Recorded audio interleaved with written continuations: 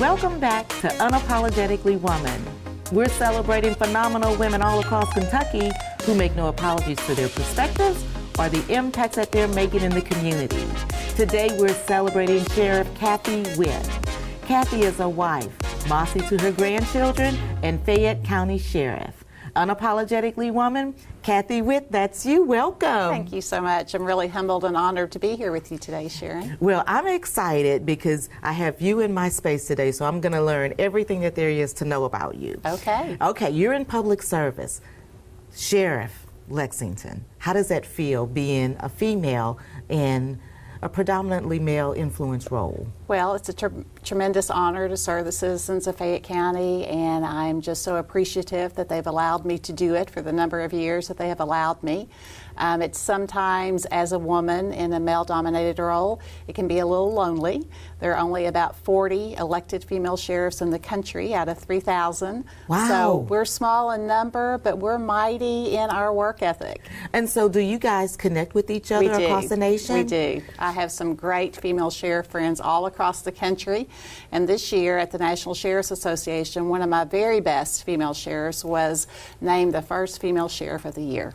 So wow. What an honor for her. That is an honor. Yeah. That is an honor. Yeah. But public service is not anything new to you and your family. Both you and your husband have worked in public service. Right. My husband's a retired fire major with the Lexington Fire and Emergency Services, and I've been with the Sheriff's Office for a number of years, and so we're honored to be public servants. Our kids were raised a number of years. Let's talk about that number of years. Okay. Is it been over 30 years? Yes, it has. It has. I've been doing this work for 39 years. Mm-hmm. The first 15 I spent doing all the various roles in the Sheriff's Office. Sheriff Buchanani was very gracious to allow me a lot of opportunities. Mm-hmm. And then when he chose to retire, my family and I chose to run. Okay, so you have a lot of opportunities and you're doing a whole lot of things, but Mossy has got to be the best job that you have. It's the best. I have 3 wonderful grandchildren, 2 granddaughters, mm-hmm. a grandson, and we just announced today my son and his wife, my daughter-in-law, we're going to have another baby in January. Yeah. Oh, that's so exciting. And right, all of this is happening in the midst of the time for another election. It is. How's everything going with juggling. that? We're used to juggling those things. Mm-hmm. And it's going well. I'm really honored by the support from our community, people who call just to wish me well, to say, hey, I'm for you, the people that call for the yard signs, just the words of encouragement. And it's just the honor of a lifetime to do this work. Mm-hmm. Helping others and serving the community is a part of my DNA, and I'm glad I found my niche so many years ago. Well, in finding your niche, one of the things that I know about you, too, is that your faith is deeply rooted in you. How does that affect? My faith drives everything I do. My favorite verse is Micah 6:8, and I try to live that out every day. My staff, they can tell you my favorite verse. They can also tell you my favorite phrase, which is find a way to yes.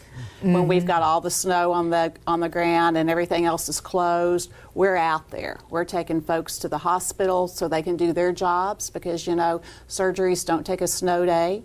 Dietitians have to be there, housekeeping has to be there, docs and nurses have to be there to keep those patients served. And so our phrase is find a way to yes. Find a way to yes, because I think that might be something, some of those examples that you just gave are things that people might take for granted. So what all are you responsible for at the Sheriff's Office? Well, we're an emerged form of government, so the 911 responders, the Lexington Division of Police, we have the same law enforcement authority though.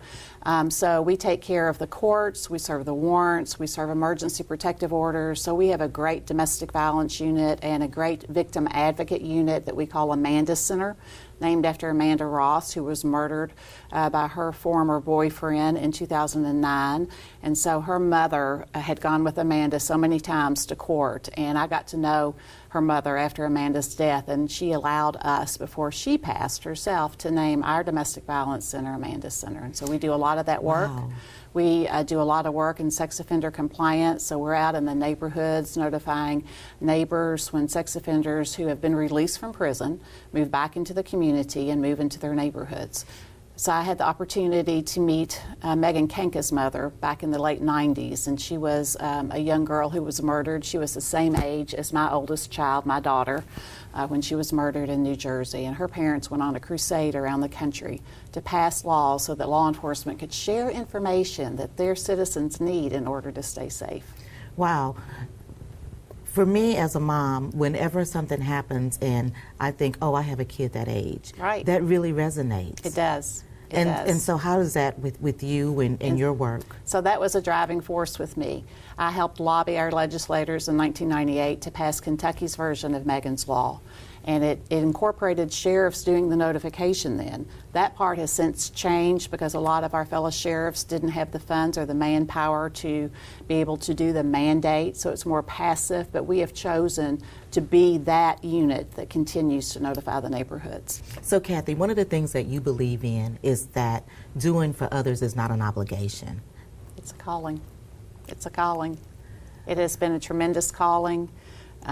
We have worked hard at the Sheriff's Office for the last 20 plus years. I've been the Sheriff for 24 years. We have worked very hard to build trust in our community, to lean in, to understand what our community members need. The citizen over here might have food scarcity, and so we connect them with God's Pantry. If they can't pick the food up, we take the food. You know, the slogan for law enforcement is to serve and to protect, but it's equal parts of that. It's not just locking up those who have warrants or who commit crime. It's serving those in the community who have a need. And it's finding the need, connecting them to the resources, and helping them have the quality of life that others have. So you've been at this for a pretty long time. What are some of the changes that you've seen from when you first jumped in until now? Well, we've had changes in training and in standards in law enforcement that I think have improved law enforcement candidates statewide. We're all required now to meet the same standards, so that has been helpful for law enforcement. Here in Lexington, though, I'm really, really proud of the law enforcement and other community partnerships that we hold. We couldn't do our work. Lexington Police will tell you they couldn't do their work if it weren't for working together. Right. And it's only by working together that we best serve our community. And so we have really strong partnerships in Lexington, and I have seen that grow tremendously over the years. What about the trust? Because, you know, over the past couple of years, there's been kind of a distrust for people that wear the uniform, whether it's the sheriff's office, you know, because some, as citizens, you kind of look at them as being the same, and they aren't. But how has trust improved, and what does it look like for us in Lexington?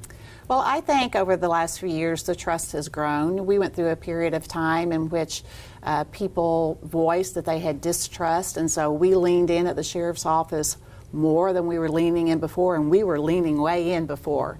And so I was telling someone this morning in a similar interview about the trust, and you can't start the trust in the middle of a crisis.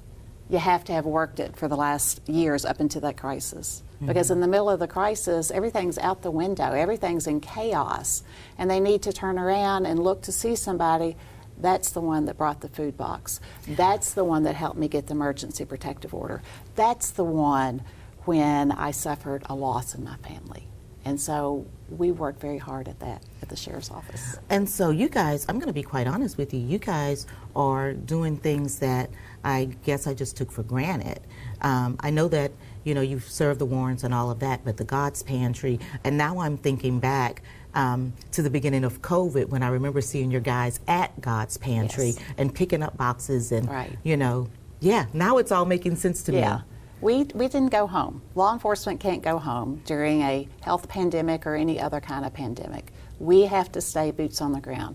As the leaders of the agency, we have to find a way for the men and women on our team to be able to stay safe from the pandemic to the extent that they can, to be able to provide for their family, but to remain on the job.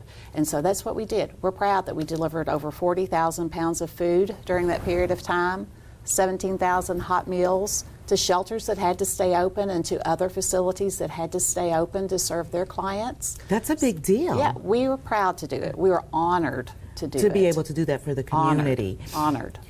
What, going forward, what would you, is there anything that you think needs to change or anything that you guys are going to be working on in the Sheriff's Department I'd like to hear it here first. Well, we've written a grant for youth violence intervention, and so we're hoping to hire a youth engagement coordinator. We've been verbally notified that we've won the grant, so we're just waiting on the piece of paper To get, I know what that's like. to sign on the line and to get it launched. And so we're happy to get that person hired and on our team and trained. We want to continue to improve our recruiting, continue to recruit strong candidates to add to an already strong team. You know, when downtown was suffering some incidents and there weren't enough Lexington officers on the street, they hired us to partner with the Lexington Police Department to make the downtown safer. And so we're all about filling the need for the community, standing in the gap. The gap may look like one thing this year, and you go stand in it, you find a solution, and then something else may come up. And so we're all in to providing what the community needs. Wow. Okay. So there are going to be young girls and young women who are looking at you and thinking, gosh, I'd like to be like Kathy. I'd like to be like her. What kind of advice would you give? Work hard, be yourself, be you, be you. Believe in yourself. Surround yourself by other people who believe in you, who encourage you along the way. Look for ways then to pull others along with you to help them succeed. And just always look for opportunities. You know, I was thankful that my former sheriff gave me several opportunities, and I also had to ask for opportunities. So don't be afraid to say, hey, I'm the person for that new position you've got. Would you consider me? And then fill my position. And so just keep believing in yourself. Wow. Thank you so much. Thank you. Good seeing Appreciate you today. Good to see you. You guys heard it from Kathy Witt. Don't be afraid to put yourself in a situation and ask for an opportunity when you see it available. Continue to watch as we celebrate other phenomenal women just like Kathy Witt who are making changes in the community. We'll see you next time.